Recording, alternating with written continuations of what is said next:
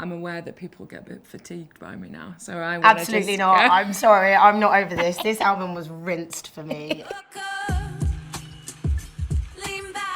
How are we doing? I'm very excited. Yeah? I'm trying to be cool, but it's too late. How does it feel being queer, gorgeous, and shortlisted? It's difficult. For the Mercury Prize. It's so difficult, but you know, I'll do the best I can.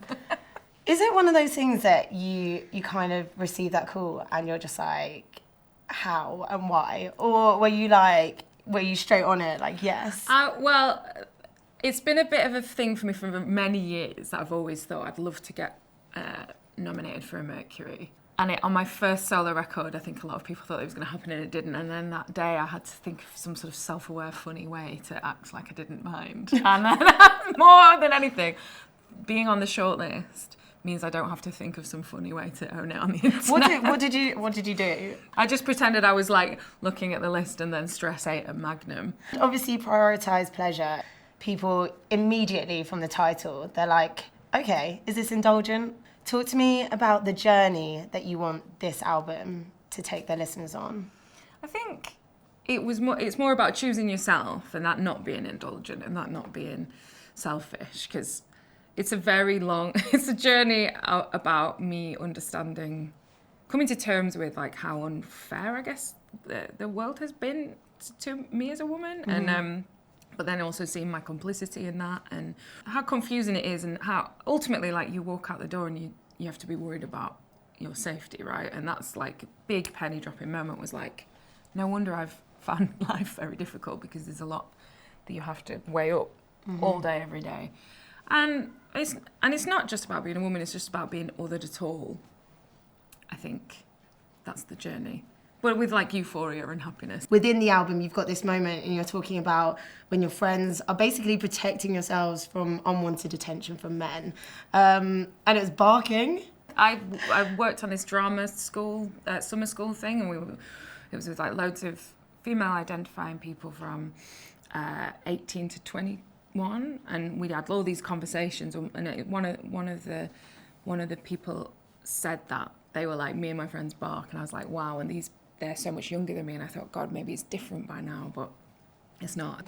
What's the ideal creative environment that you have when you're actually getting to it and creating the music? I figured it out now. I think I really love routine. Like the pandemic really shouldn't. It was really dangerous to let me know that you could have a routine. Yeah. I was like, oh, I really like this. Being in one place for ages, loved it.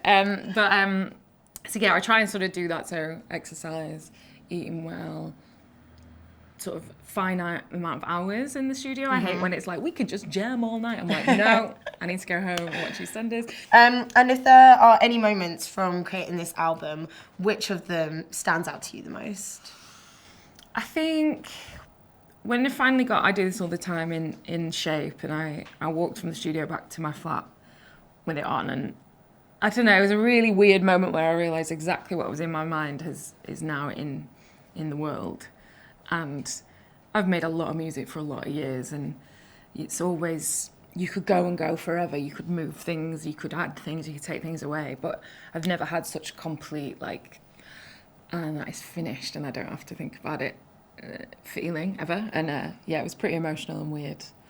Yeah, like not second guessing something is just heaven. And that's how I want to continue making music really from now on.